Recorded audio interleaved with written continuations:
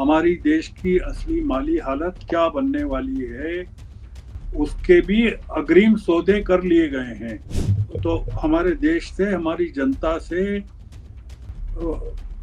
बहुत कुछ छुपाया जा रहा है। हम ये देखना चाहते हैं कि प्रधानमंत्री समझौते पर हस्ताक्षर करने अमेरिका जाएंगे कि ट्रंप यहाँ आएंगे, जी जी। और अमेरिका जाएंगे तो किस मुंह से जाएंगे,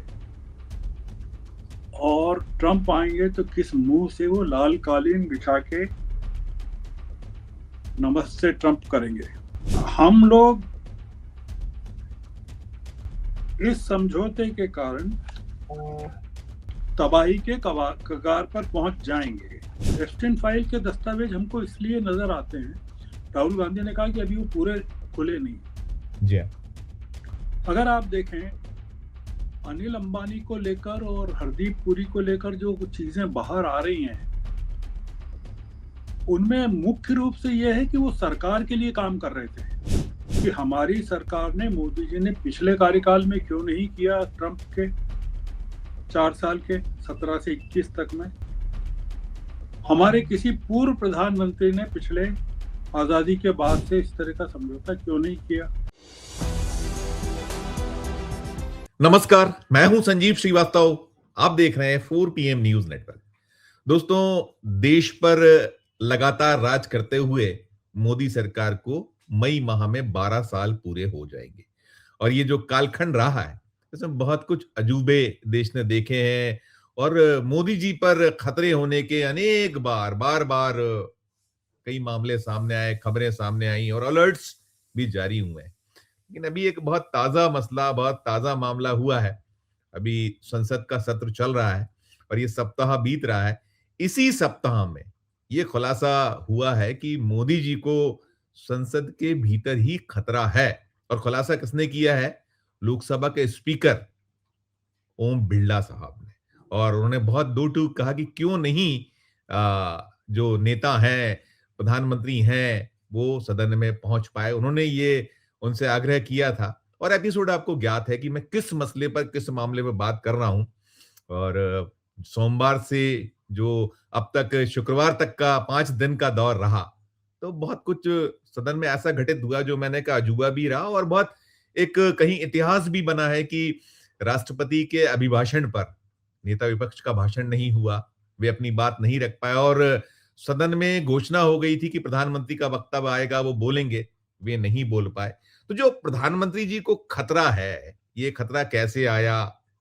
ये खतरा अभी बना है, टल गया है? और यदि ये खतरा बरकरार है, तो फिर आने वाले दिनों में संसद के भीतर सूरत हाल क्या होने वाले हैं, और फिर इसका निश्चित तौर पर रिपरकेशन सड़क पर ही होना माना जा सकता है। संभावित है कि जब सदन में होगा तो सड़क पर भी दिखाई देगा। तो एक तो ये मसला है, हम सोमवार से और शुक्रवार तक का जो एक दौर रहा है संसद में, खासकर लोकसभा में, तो वो मसला। इसके अलावा कुछ और भी पेचीदा इश्यूज हैं, चाहे देश और दुनिया के। चलेंगे एक बेहद बेहद खास मेहमान, सबसे पहले उनको जोड़ना चाहूंगा। जुड़ गए हमसे जाने माने जर्नलिस्ट, देश के बहुत प्रबुद्ध और प्रमुख जर्नलिस्टों में से एक श्रवण साहब। श्रवण सर, बहुत बहुत स्वागत करूंगा। और अब आगे और ना बहुत भूमिका बांधते हुए सीधे सीधे सवाल यही होगा कि हम लोग जो 5 दिन अभी बीते हैं, सोमवार से और शुक्रवार तक, और प्रधानमंत्री जी पर खतरा संसद के भीतर, कैसे देखे, कैसे ले, क्या इस पर आपका एक शुरुआती नोट होगा श्रवण सर? देखिए संजीव जी, मेरे ख्याल से तो हमको जो पीछे 5 दिन पर बात करने के बजाय आगे के 5 महीनों पर बात करना चाहिए। सर सर पीछे के 5 दिनों पर तो बहुत बात हो चुकी है सर कि स्पीकर ने कैसे प्रधानमंत्री को नहीं आने दिया, हमले की बात कही, प्रधानमंत्री राज्यसभा में बोले, क्या बोले, क्यों बोले। जिस चीज पर अब बात होने वाली है, दुनिया भर में, देश भर में, और जो होना भी चाहिए और होगी, और जो संसद में जो चल रहा है उसके पीछे जो मूल मुद्दा है, वो ये कि भारत और अमेरिका के बीच में जो समझौता हुआ है, अंतरिम समझौता, वो उसके डिटेल्स आज जारी हुए हैं। अच्छा। ये अमेरिका में कल रात जारी हुए होंगे, क्योंकि आज हमारे यहाँ शनिवार है, उनके यहाँ शुक्रवार की रात रही होगी। अच्छा। हमको उस पर बात करना चाहिए कि वो समझौता असल में क्या है। अच्छा। वो 5 साल के लिए है, मतलब बाध्य है, 2031 तक के लिए बाध्य है, चाहे 29 में कोई भी सरकार आए। जैसे ही समझौते पर हस्ताक्षर होंगे, वो 5 साल के लिए बाध्य है। इसमें यह है कि $100 बिलियन का इंपोर्ट करेंगे हम लोग, और अमेरिका से आने वाले बहुत सारे सामान पर जो ड्यूटी लगती है वो नहीं लगेगी। उसके पहले कि मैं उसके बारे में बात करूं, ये समझिए कि ये समझौता मोदी जी की पहली टर्म में क्यों नहीं हुआ। अच्छा। मतलब ट्रंप की जो पहली टर्म थी 17 से 21 तक की, जी। इसका मतलब ये कि 17 से 21 तक में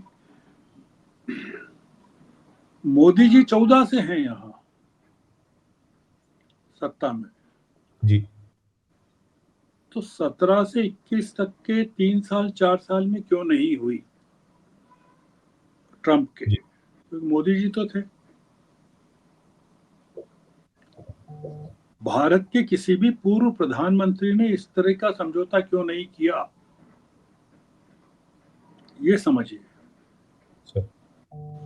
इतना भयानक समझौता जो हमारी पूरी देश की कृषि को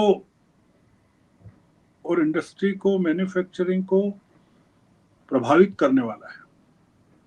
मैं ये नहीं कह रहा हूं अभी, क्योंकि मैं प्रारंभिक तौर पर ही मैंने पढ़ा, इसलिए मैं इतनी हार्श टिप्पणी नहीं करने वाला हूं कि तबाह करने वाला है देश को।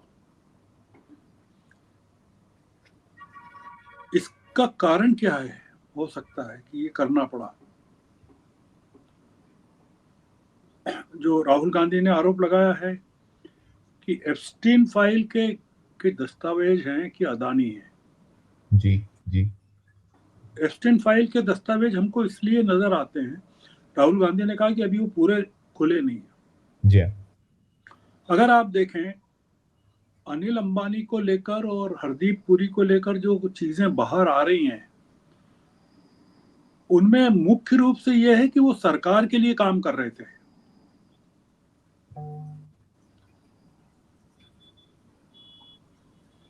जी। अगर आप उसकी मूल भाषा देखें, जी। उन पत्रों की या और करस्पॉन्डेंस की या पूरी की पूरी, तो उसमें ये है कि वो सरकार के लिए काम कर रहे हैं, सरकार के संबंधों के लिए।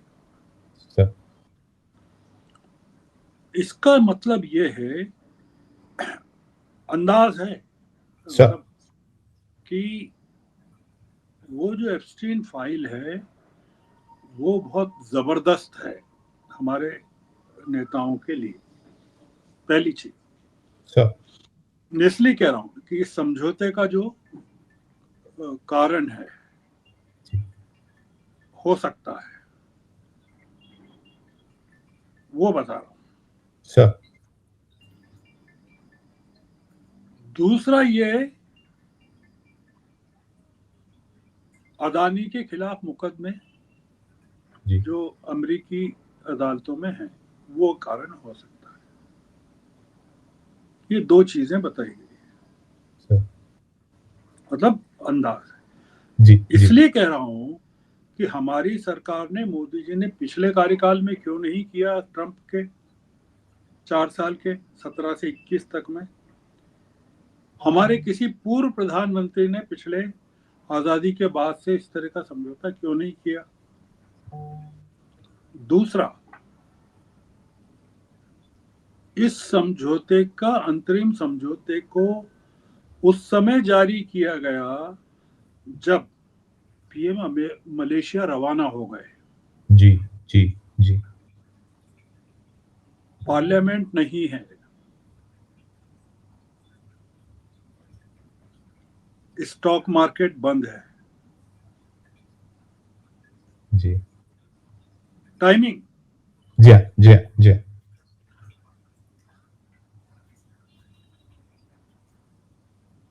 इसको अगर पढ़ें, बहुत ही कारीगरी के साथ ये समझौता तैयार किया है अमेरिका ने। इसमें भारत ने कोई हाथ लगाया हो दिखता नहीं।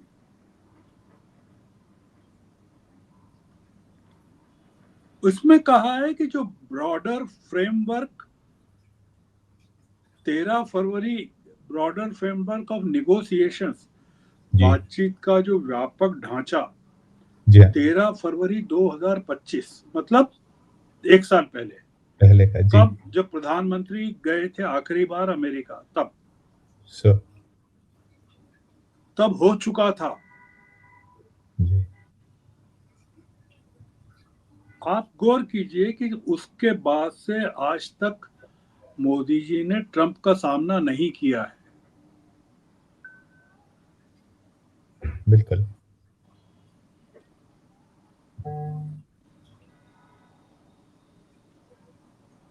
अगली बार हो सकता है कि बीजेपी को नहीं आना हो या नहीं आने आ पाए, सो या इस समझौते का ऐसा असर हो कि बीजेपी का सफाया हो जाए। सो ये बहुत ही, जो मैं बार बार रिपीट कर रहा हूं, कि प्रारंभिक तौर पर जो नजर आता है वो बता रहा हूं। जी सर। ये, इसमें जो मैं बता रहा हूं उससे भयानक भी हो सकता है, और हमको पता नहीं है कि मोदी जी की किस नस को दबाया गया है।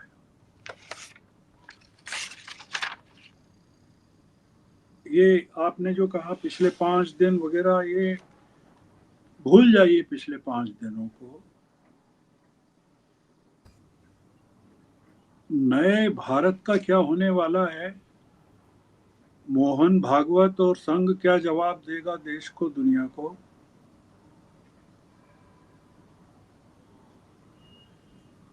इसमें सुनिए आप, समझिए सर कि इसका पूरा जोर जो है वो किन चीजों पर है। प्लीज। अमेरिका में 1% किसान है। कितने? वन एक। Percent sir 1%। सर। कितने? 30 लाख। जी और पूरी मैकेनाइज फार्मिंग है, और हर एक किसान के पास 5-5 हजार, 10-10 हजार हेक्टेयर जमीन है। और वो 1% जो 30 लाख हैं, वो अमेरिका की राजनीति को डिक्टेट करते हैं, सर। संचालित करते हैं। जी। आप बताएं मेरे को, आप तो इतने विद्वान आदमी हैं, कि भारत में कितने परसेंट किसान होंगे, बताइए। हम तो कृषि आधारित ही देश है, हमारे यहाँ तो आधी से ज्यादा आबादी इसी के इर्द गिर्द सिमटी हुई है। ये हम लोग आंकड़े जो कहते हैं, जो चीजें हैं हम देखते हैं। हमारे यहाँ 145 करोड़ में 70-80 करोड़ लोग कृषि पर आधारित हैं। सर या तो खुद किसान हैं, छोटी छोटी होल्डिंग्स हैं, या मजदूर हैं मजदूर। उस पर काम करने वाले, जी या ट्रेडर्स हैं उस पर निर्भर, सर। ट्रांसपोर्टर्स हैं, मार्केट है, किराना व्यापारी है। इसमें लिखा है इंटरिम एग्रीमेंट में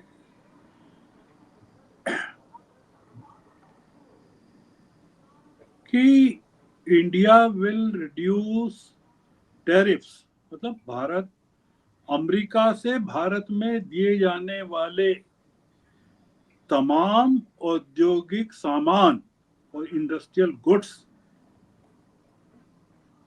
अब आप सोचिए कि अमेरिका जो है दो चीजों में उसका इम्पोर्टेंस कितना बड़ा है, वो उसकी इकोनॉमी में।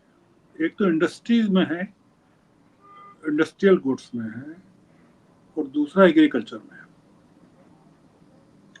ये एग्रीमेंट इंडस्ट्रियल और एग्रीकल्चर दोनों में हमारी 12 बजा रहा है। हम अमेरिका से आने वाले इंडस्ट्रियल गुड्स और wide range of food and agriculture products, food और कृषि आधारित जितने वस्तुएं हैं, वाइड रेंज, व्यापक रेंज में जी उसको हम खोल रहे हैं। और उनके लिए या तो हम टैरिफ कम कर रहे हैं या जीरो कर रहे हैं। जी जी either the tariffs will be reduced और एलिमिनेटेड, ये समझदारी से उन्होंने लिखा है। जी अब आप सोचिए, मक्का, जी इसमें डीडीजीएस शब्द का इस्तेमाल किया है। वो मक्का जो जानवरों के काम आती है या एथेनॉल बनाने में काम आती है, एनिमल फीड में या एथेनॉल में चावल भी काम आता है। सर हमारे यहाँ जबरदस्त उत्पादन हुआ है जी मक्का का। जी मुझे किसी ने बताया 45 लाख टन का उत्पादन।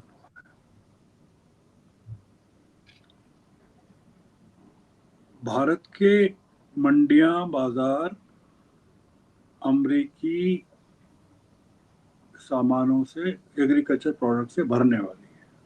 सर लाल ज्वार, रेड सोर्गम, सर वो भी पशु आहार है। सर ज्वार और मक्का से कौन सा राज्य प्रभावित होगा? सोयाबीन ऑयल, उस पर इंपोर्ट ड्यूटी जी जी पूरी जीरो हो जाएगी।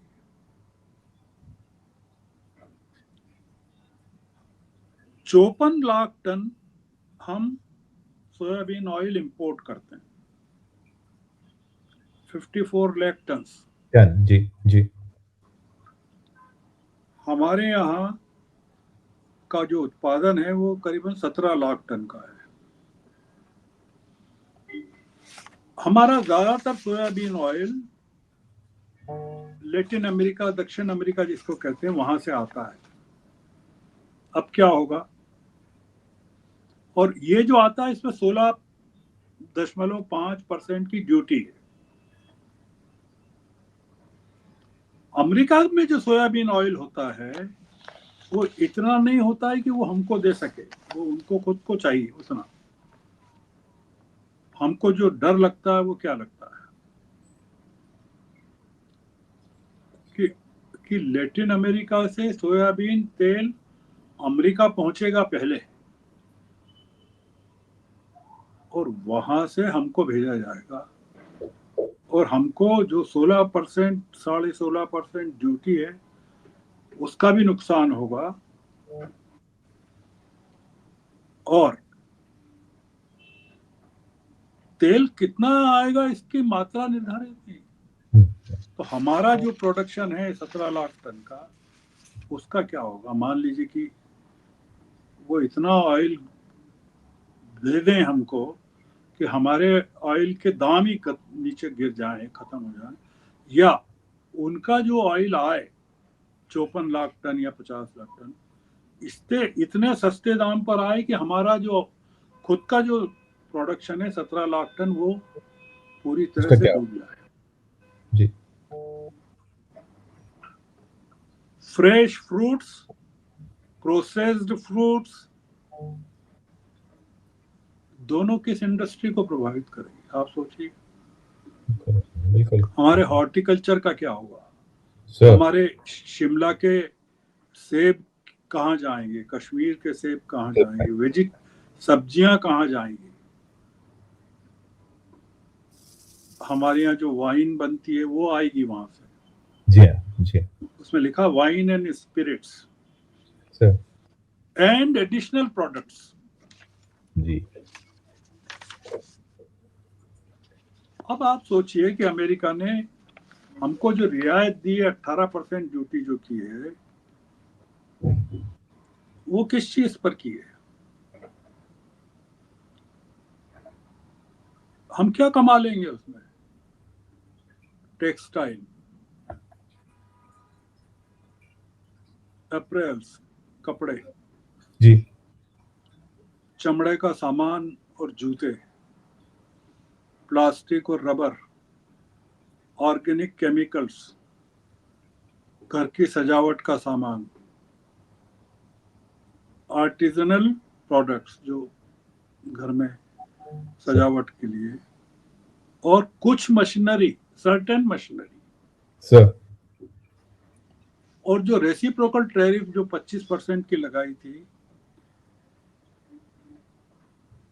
जेम्स और डायमंड पर, एयरक्राफ्ट पार्ट्स पर,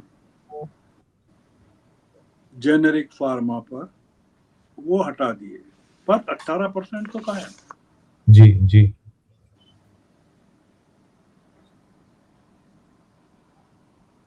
दूसरा ये है कि टैरिफ के अलावा जो नॉन टैरिफ बैरियर्स हैं, बिल्कुल मतलब बिल्कुल। टैरिफ तो नहीं है पर नॉन टैरिफ बैरियर्स हैं, ट्रेड बैरियर, लाइसेंसिंग के लिए, जी जी जिसको कहते हैं रेस्ट्रिक्टिव इंपोर्ट बैरियर्स या restrictive import licensing procedures, sir.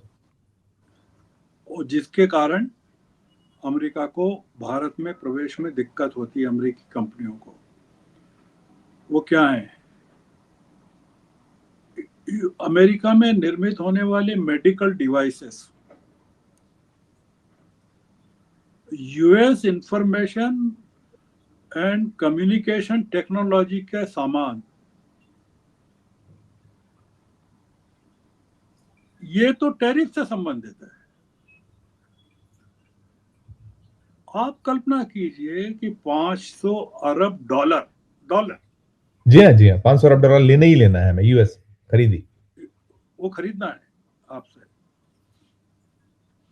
1 अरब डॉलर कितने का होता है? आप गुना कर जोड़ लीजिए कि 1 अरब डॉलर, 1 रुपया कितना होता है, और उसको 90 से मल्टीप्लाई कर लें तो उतने अरब रुपए होंगे, और वो उसमें 500 का गुणा और कर लीजिए, 500 अरब डॉलर यस सर। आपको खरीदना है अमेरिका से। ऊर्जा, एनर्जी जी प्रोडक्ट्स, जी हाँ, आपको एयरक्राफ्ट। विमान खरीदना है, जी एयरक्राफ्ट के पार्ट्स खरीदना है, प्रीशियस मेटल्स। अब प्रीशियस मेटल्स क्या होता है? प्रीशियस मेटल में से सोना, चांदी, डायमंड्स, जी जी जी। हीरे जवाहरात, ये होता है। कुकिंग कोल है। कोकिंग कोल है। Yes sir, yes sir. Technical products है। जी जी हम अपनी बात को, चूंकि अब टाइम हो रहा है, आपका कोई जी सवाल हो तो जी हम जी खत्म करेंगे। जी हाँ, जी हाँ, जी हाँ। नहीं कि जी जी हम लोग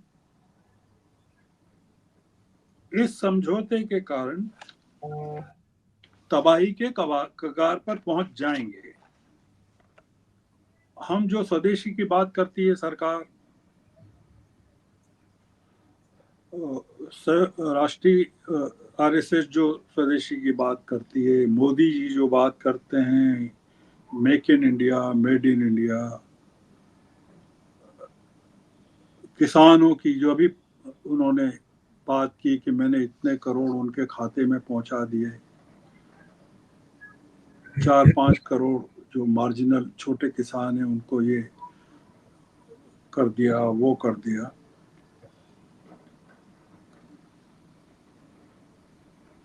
हम लोग तबाही के कगार पर पहुंच सकते हैं।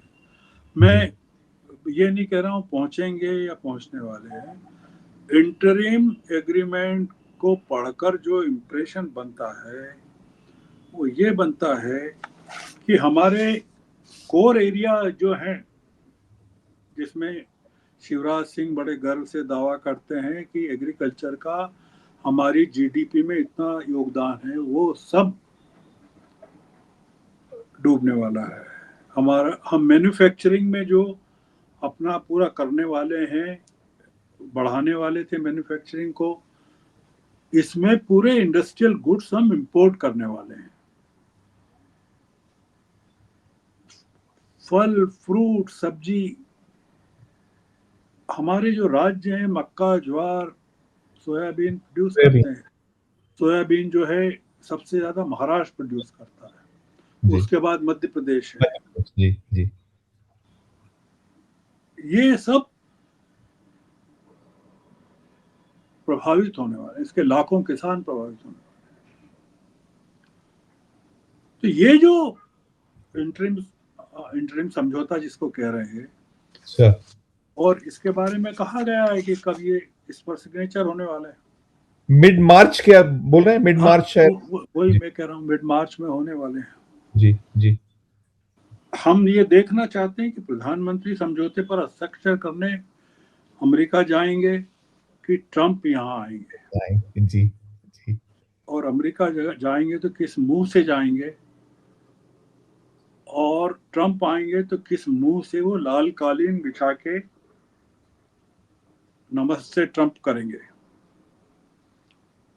हमको ये लगता है संजीव जी कि कोई बहुत बड़ी बात है जिसके कारण मैंने किसी एक डिबेट में, अगर आपको याद हो, आपने सुनी हो, एक शब्द का 2 डिबेट्स में इस्तेमाल किया कि जैसे डिजिटल अरेस्ट हो रहे हैं, कि आपको फोन करते हैं और कहते हैं कि आपका ये हमारे पास ये जानकारी है और वो जानकारी है, और आपको डरा धमका के आपका सारा पैसा वो ट्रांसफर करवा लेते हैं।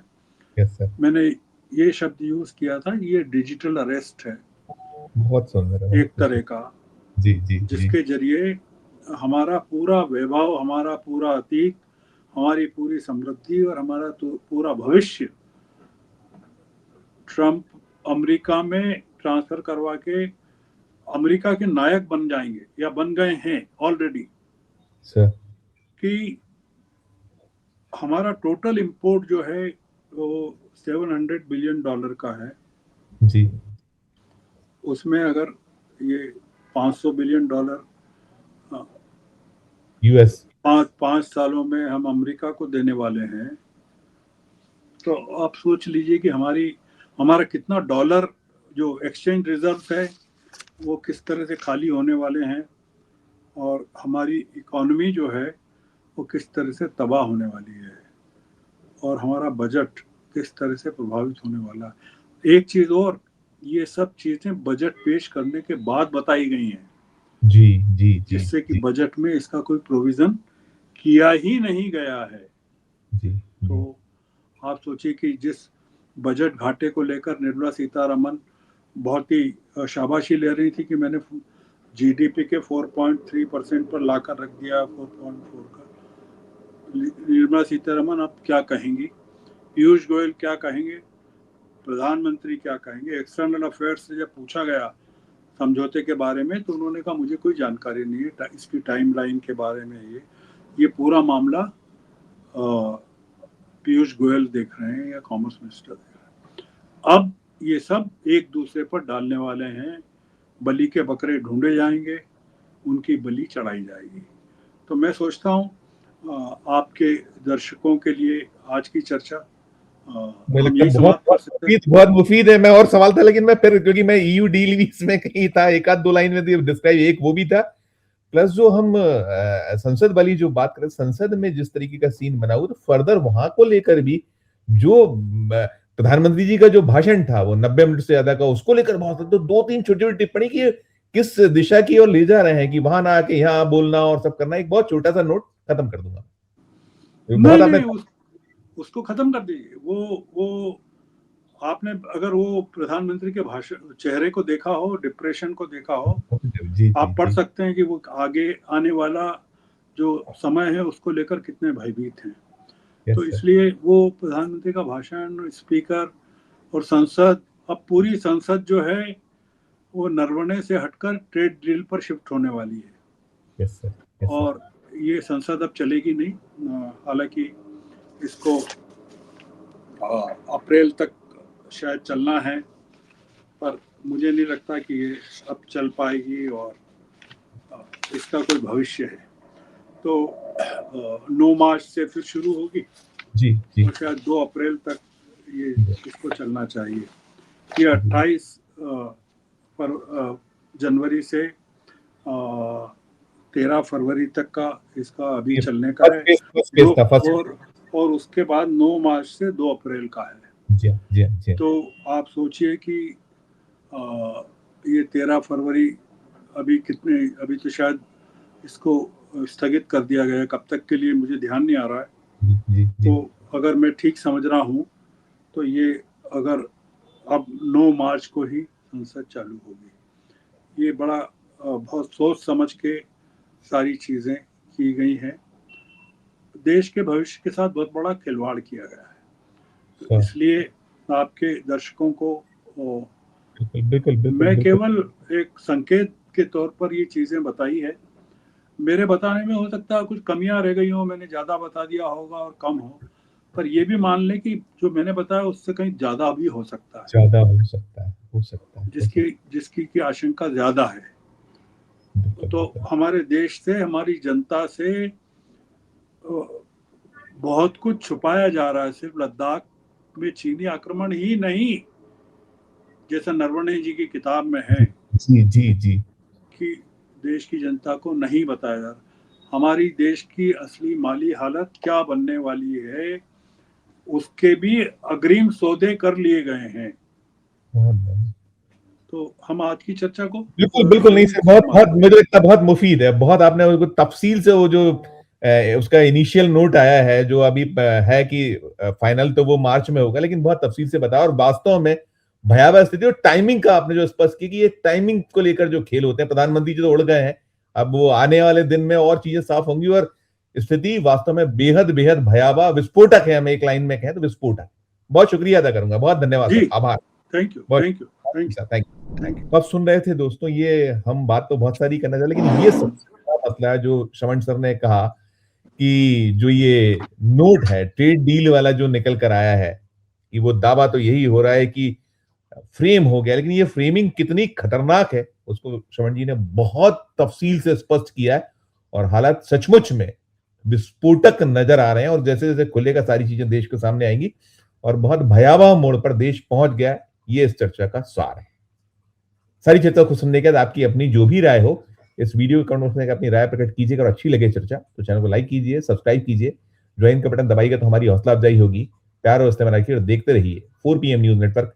धन्यवाद, नमस्कार।